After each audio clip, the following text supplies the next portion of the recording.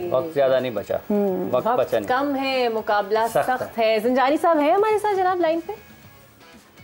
जी जी, welcome to the show again Zanjani साहब। So Sri Lanka जीत गया है और नीदरलैंड्स हार गया है। ये सर आपकी कैलकुलेशंस में ऐसे ही था? जी बिल्कुल ऐसे ही था कि श्रीलंका जो है वो आज जीती हुई दिखाई दे रही थी और वो आज जीत गई है। दूसरी जानिब साउथ अफ्रीका जो है वो जीती हुई दिखाई दे रही है और अभी तक मैं देख रहा हूँ कैलकुलेशंस के मुताबिक भी साउथ अफ्रीका ही हावी है और इंग्लैंड के जो है 2 खिलाड़ी आउट भी हो गए। मुझे लग रहा है कि इंग्लैंड और पाकिस्तानियों ने इकट्ठे बैठ के खाना खा लिया और कसम खा ली है कि हमने आगे नहीं निकल मतलब तो बहरहाल आज साउथ अफ्रीका को जा रहा है क्रेडिट जो अभी का करंट मैच चल रहा है उसके अंदर।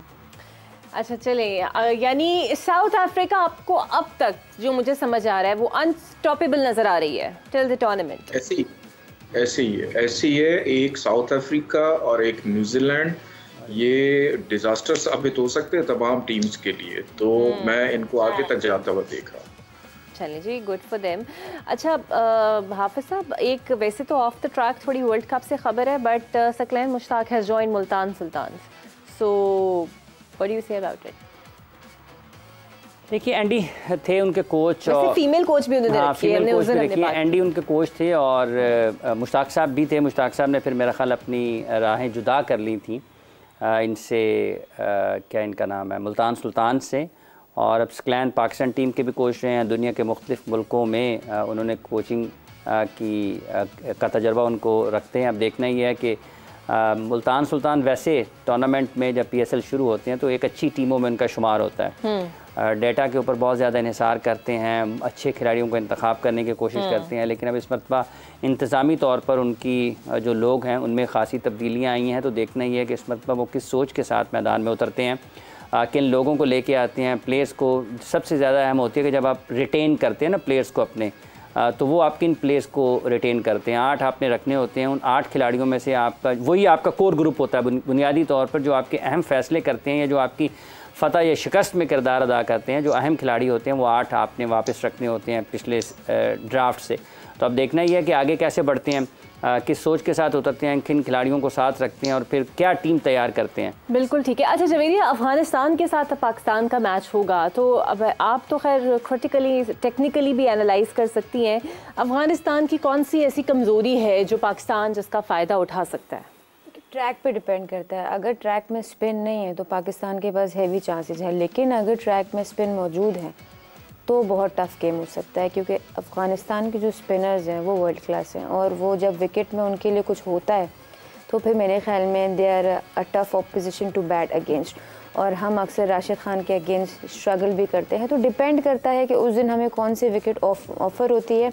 जहाँ तक मुझे लग रहा है स्पिन ट्रैक होगा, और जहाँ स्पिन ट्रैक होगा वहाँ पाकिस्तान को बहुत बेहतरीन क्रिकेट खेलनी पड़ेगी, and I hope they play good.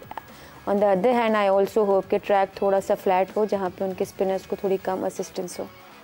आप साहब देखिए, जैसे जवेरिया बात कर रही हैं स्पिन बॉलिंग के ऊपर, कि पाकिस्तान के लिए जो मसला बुनियादी तौर पर रहेगा वो स्पिनर्स का ही है, और वो ऐसे नहीं है कि उनके स्पिनर प्ले में आएंगे 10 ओवर्स के बाद, वो स्ट्रेट अवे नए गेंद के साथ स्पिनर्स के साथ आते हैं मुजीब।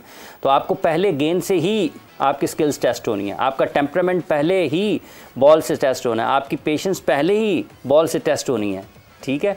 तो ये एक बड़ा दिलचस्प मुकाबला होगा। आप देखें कि अभी तक अफ़गानिस्तान ने जो क्रिकेट खेली है, इंग्लैंड को उन्होंने हराया है, ये जहन में रखना पड़ेगा कि इंग्लैंड को उन्होंने हराया और इंग्लैंड इस वर्ल्ड कप की दिफाई चैंपियन है। वैसे इस वक्त भी उनकी हालत कोई इतनी अच्छी नहीं है, लेकिन दोनों में बड़ा फ़र्क है, ज़मीन आसमान का फ़र्क है। जब आप अफ़गानिस्तान और इंग्लैंड की बात करते हैं तो जब आप एक बड़ी टीम को हरा के आते हैं तो वो आपका एतमाद बुलंद होता है, और जब वो अफ़गानिस्तान पाकिस्तान के ख़िलाफ़ खेलता है तो वो ऐसे ही खेल रहे होते हैं जैसे पाकिस्तान और इंडिया आपस में खेल रहे होते हैं, तो उनका जोश और जज्बा और भी ज़्यादा बढ़ जाता है। वो और भी कुछ कर दिखाने की जो उनके अंदर लगन होती है वो सामने आती है कि ये पाकिस्तान को किसी न किसी तरीके से हराना चाहते हैं, तो वो कुछ गैर मामूली अंदाज में करने की कोशिश करते हैं। उनकी जो छुपी हुई सलाहियतें वो पाकिस्तान के ख़िलाफ़ सामने आती हैं। खिलाड़ी अपनी ट्रू पोटेंशियल के ऊपर आके परफॉर्म करने की कोशिश करते हैं और बाद मरतबा किया भी है।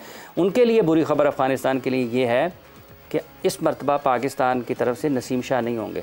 तो उनके जो आखिरी 2 मैचेस पाकिस्तान के ख़िलाफ़ उनको नाकामी का सामना करना पड़ा है, भले हम एशिया का शारजा में बात करें या फिर श्रीलंका में जो वनडे मैच खेले गए, उन दोनों में नसीम शाह ने मैच का नक्शा आखिर में आके बदला था। तो ये उनके लिए एक वैसे ही थोड़ी सी उनको एक सुकून का सांस मिलेगा। लेकिन इस वर्ल्ड कप में उनके पास अच्छे बैट्समैन मौजूद हैं, उनके स्पिन बॉलिंग डिपार्टमेंट बहुत अच्छा है। राशिद खान को देखें, नबी को देखें, मुजीब को देखें। अच्छा लगता है आफ्टर पाकिस्तान, हाँ पाकिस्तान क्लिक नहीं कर पाया। प्लेयर्स पाकिस्तान के भी बुरे नहीं हैं, लेकिन हमारी तैयारी जो है ना, हमारी तैयारी वो उतनी अच्छी नहीं थी वर्ल्ड कप के लिए कि जैसे होनी चाहिए थी। और इसकी जिम्मेदारी किसी और पर आयद नहीं होती है, इसकी जिम्मेदारी सबसे ज़्यादा कप्तान पर आयद होती है। देखें, आप 4 साल से पाकिस्तान टीम के कप्तान हैं, आपको ये पता होना चाहिए कि अगर शाहीन नहीं होंगे तो उसकी जगह पर कौन होगा, और अगर शाहीन की जगह पर जिसको देख रहे हैं वो नहीं है तो उसकी जगह पर कौन होगा। नसीम एन मौके पर अनफिट हो जाते हैं और ये किसी भी वक्त हो सकता है। 2003 के वर्ल्ड कप में, चलते वर्ल्ड कप में से शेन वॉर्न को वापस जाना पड़ा था, तो क्या उनकी टीम वो वर्ल्ड कप हार गई थी या उनकी कारकर्दगी ख़राब हुई थी या उनके पास उसका मुतबादल मौजूद नहीं था? ये सारी चीज़ें कप्तान ने देखनी होती हैं। आप अपने बैटिंग ऑर्डर को, अपने बैट्समैनों को मैक्सिमम चांसेस कैसे देने हैं, कैसे आप उनको उनकी सलाहियतों को जांचेंगे। बात आप कर रहे हैं जंजानी साहब, मैं आपसे भी सिर्फ पूछना चाहूँगी, स्पिनर्स का थोड़ा इशू जवेरिया ने भी बताया, हाफिज साहब ने भी बताया। आपके चार्ट के हिसाब से अफगानिस्तान का कौन सा ऐसा प्लेयर है जो पाकिस्तान पे भारी हो सकता है सर?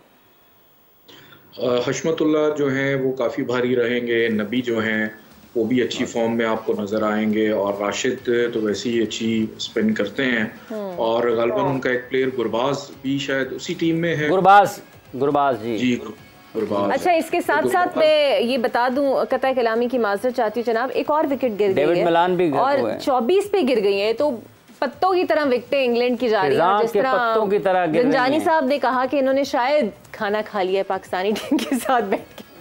जंजानी साहब ने शायद की बात नहीं है, ये शायद तो जो है ना वो हिफ्ज़े मा तक़द्दम के तौर पर ले रहे हैं। मेरा ख्याल है इन्होंने कोई सितारा भेजा कि जाके ज़रा चेक करके, ड्रोन उनके ऊपर लगाया हुआ कि ये दोनों इकट्ठे खाना खा रहे हैं, इनके पास पूरे उसके मनाजर मौजूद हैं। धक्के मारते रहते हैं सर आप सितारों को। नहीं जी, बिल्कुल ऐसा नहीं है, बल्कि मैं इकरा से भी कहूँगा कि अपनी एनर्जी को ज़रा हाई करें। अगला मैच पाकिस्तान की फेवर में जाने वाला है, तो अपनी एनर्जीज को हाई कर लें सारे अभी से। मैं अच्छी चीज़ें देख रहा हूँ इंशाल्लाह। सर बस आप सितारे हाई कर दें, हम भी आए हो जाएंगे इंशाल्लाह की ज़ात। अच्छा sir, coming back to that Afghanistan वाला गुरबाज का आप कह रहे थे जंजानी साहब, गुरबाज बिल्कुल इनके ओपनिंग बैटर हैं। बिल्कुल, गुरबाज जो है वो एक गुरबाज, एक नबी और एक हशमतुल्लाह, ये 3 ऐसे बैट्समैन हैं जो पाकिस्तान को टफ टाइम दे सकते हैं। और उस दिन स्पिनर्स जो हैं नो डाउट उनको एक अच्छी पिच मिलेगी, ख़तरा होंगे पाकिस्तान के लिए। और पाकिस्तानी स्पिनर्स जो हैं वो भी अच्छी फॉर्म में रहेंगे, और इवन पाकिस्तान के जो बैट्समैन हैं वो भी मुझे परफॉर्म करते हुए दिखाई दे रहे हैं। बाबर आजम तो मायूस करते चले आ रहे हैं, उन्होंने एक मैच में अच्छा स्कोर किया, लेकिन इस मैच के अंदर बाबर आजम को छोड़ के बाकी प्लेयर्स बहुत ज़्यादा सपोर्टिव रहेंगे और पाकिस्तान को जीत की तरफ लेके जा सकते हैं इंशाल्लाह।